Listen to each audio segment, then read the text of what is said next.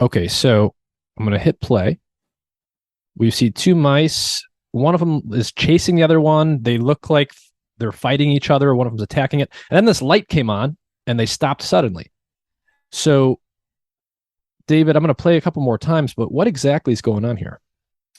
So what is happening here is that um, there's two mice in the cage. One of the mice lives in the cage. He's called the resident, and the other mouse is the intruder. It's a mice that we drop into the cage. And mice are very territorial. These are male mice.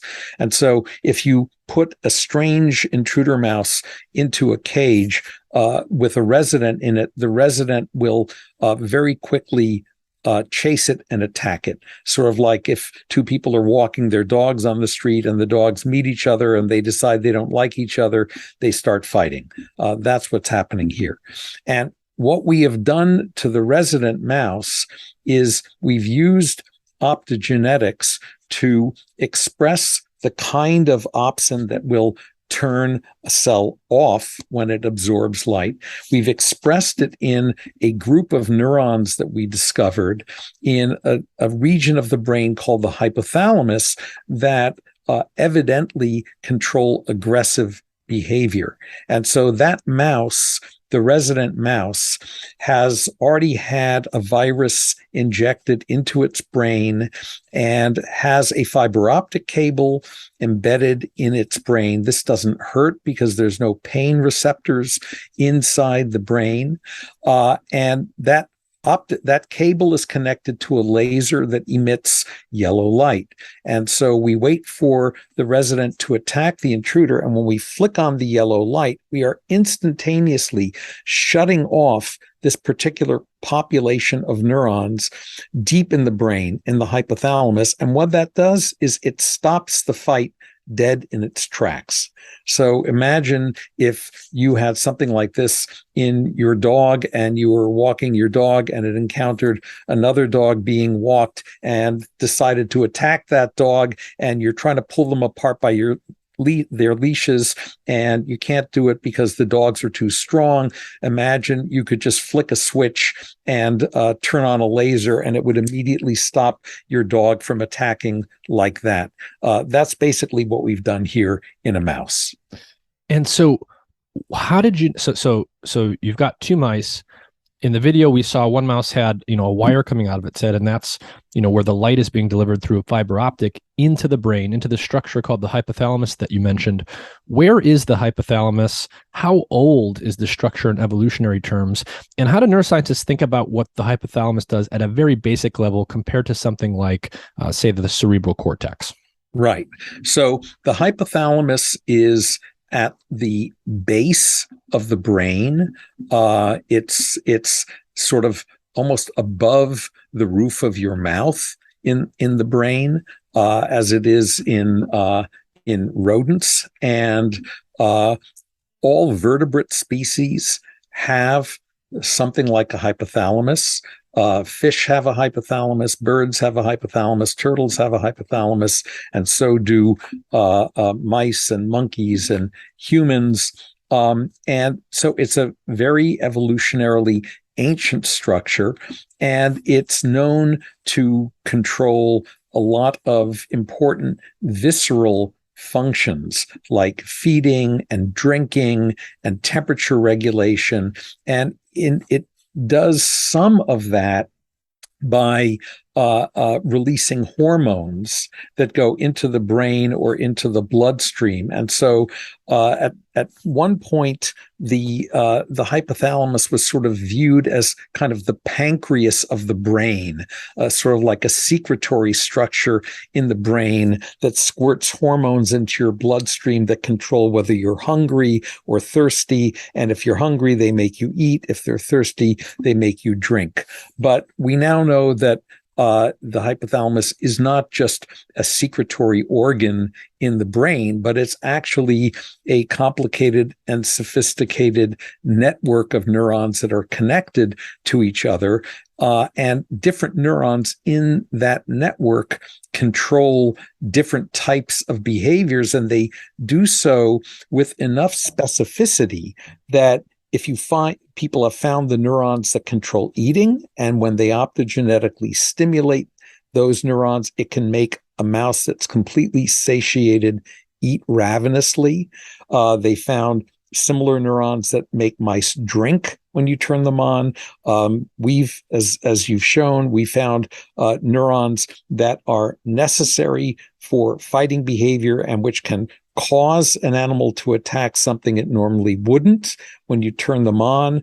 We've done the same thing for mating. And so there seem to be very dedicated behavior-specific groups of neurons in that part of the brain to control behaviors that are critical for the animal's survival.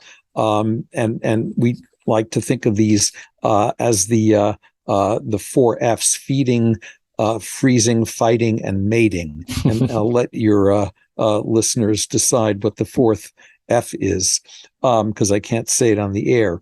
But in contrast, you asked about the cerebral cortex. The prevailing view of the cerebral cortex is more like it's a sort of general purpose computer. It's like a central processing unit that you have in your laptop. It can run many different kinds of applications. It can be multi-purposed to do many things, and it's a much more sophisticated device computationally in this view than the neurons that are in the hypothalamus, that are in the sort of basement of your brain, if you will. And so that's that in a very overly simplistic way is the distinction between how people think about the cerebral cortex versus the hypothalamus, and roughly what the hypothalamus does. Mm-hmm. So in that video we watched, you've got light shining into the hypothalamus. You've got certain cells in the hypothalamus of the mouse that are expressing this light-sensitive protein. And in the case of that video, you're shutting them off, mm-hmm. and the aggression behavior stops. Right. So we're in a structure that's deep in the brain. It's very ancient. It's in all types of animals. And it's associated with behaviors that we think of as visceral or basic or instinctive, things like feeding and fighting and mating and so forth. Now, you mentioned that there's different kinds of neurons associated with different behaviors that you can stimulate or turn off. There's ones associated with feeding specifically, with drinking specifically, with aggression specifically, and so on and so forth. How did you identify the particular population of neurons in this case that have to do with aggression? What was the molecular marker associated with those neurons, and why is that significant? Right. So the way that we identified those neurons is first to do a correlational experiment, getting back to your first question, where we could take mice that fought and look inside their brains. And we had to do this in slices through the mouse brain. So the mice had to be sacrificed for this experiment after they fought. But we stained those brain slices with a chemical that lights up individual neurons that have been active just before the mouse was sacrificed. So if the mouse was fighting just before it was sacrificed, then you see the cells that were active during fighting lighting up. And that showed us that in a particular region of the hypothalamus, there was a group of cells that got very active when the animal was fighting. It wasn't the only place in the brain where we saw that, but it was in a part of the brain that was suspected to be involved in this behavior from more classical studies that had been done decades before in cats and in rats. And so then what we tried to do is to ask, can we find a genetic zip code for those neurons? Can we find a gene that marks those neurons and not other neurons that are intermingled with it in that region, which are not activated during aggression? And we did that by trial and error. We just combined staining the slices to visualize the active neurons, and with staining them with a different color tag that identified a particular gene. And so the gene tag was red, the activity tag was green. When they're both in the same cell, the cell looks yellow. And so we tested lots of different genes and asked which ones gave us the most yellow cells after the animal was fighting, and didn't show yellow cells in animals that weren't fighting or that were mating or doing something else. And surprisingly, at least to us, the gene that we turned up that looked to be the best candidate was an estrogen receptor. I say an estrogen receptor because there are two. This is the type 1 estrogen receptor. And I can come back later on, if you're interested, to the question of why aggression neurons should express an estrogen receptor. But right now you can just think of it as a gene that marks those cells. And so through genetic trickery, then we were able to use the zip code from that gene, the estrogen receptor gene, to genetically address the light-sensitive opsin to the neurons in that region of the brain. And when we did that, and when we used an opsin, actually the first time we did the experiment, instead of shutting the neurons off, we used the opsin that turned the neurons on, and we asked if that would make the mice attack something that they would not normally attack, like a female mouse, or even an inanimate object like an inflated latex glove. And we found that it could do that. So these were very powerful cells.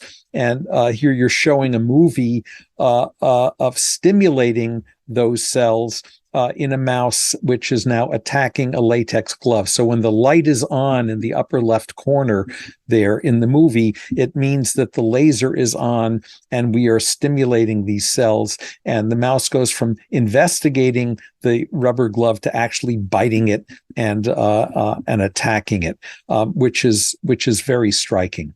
And so that's how we identified those cells. And importantly, in later experiments, we showed in a control experiment that if we deliberately tried to activate the neighboring cells that didn't have the estrogen receptor in them, then we didn't get fighting when we activated those cells. So if you think of these different cell types as a mixture of salt and pepper crystals in this region of the brain, and the estrogen receptor marks the salt, and the pepper neurons don't have the estrogen receptor, we only got attack when we activated the salt neurons, not when we activated the pepper neurons. And that made it possible for us to very reproducibly and deliberately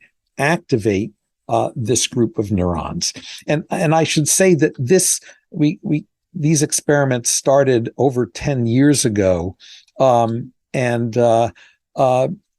We sort of take for granted, I think many neuroscientists take for granted that, oh yes, if you look for neurons in the brain that control something like aggression, you're going to find them somewhere. But that wasn't always the way that people thought about aggression. In fact, in the 1940s and 50s, there was a lot of this so-called nature-nurture debate going on, specifically with respect to aggression and brain-stimulated aggression. And the question was whether animals had to learn and have a part of their brain instructed by experience to make it aggressive, or whether animals were born with particular neurons in their brain that were pre-programmed to produce aggression when they were stimulated. And while it was true that in the late 1920s, experiments done in cats by Walter Hess showed that you could make a cat aggressive by sticking metal electrodes into its hypothalamus and stimulating, there were a couple of different regions where he could get a similar result. And because these were cats that were basically caught on the streets of Zurich, as far as I can tell, and brought into his laboratory. That's before there were any animal research regulations. You didn't know what the life history of the cat was and whether it had learned a lot of fighting while growing up on the streets of Zurich. And if so, whether Dr. Hess happened to be lucky enough to hit a region where the animal's brain had learned to control aggression. And what our experiment showed, really, if nothing else, is that idea is wrong, and that every mouse has this group of estrogen receptor neurons in its brain, and that if you stimulate those neurons, you're going to get attack. It's not different from one mouse to the next. If you stimulate those neurons in a different mouse, it's not going to make them eat instead of attacking, or it's not going to make them drink instead of attacking. It really is a hardwired population of neurons that appears to be dedicated to the control of aggression. And I think that is the sort of most basic conclusion from those types of studies.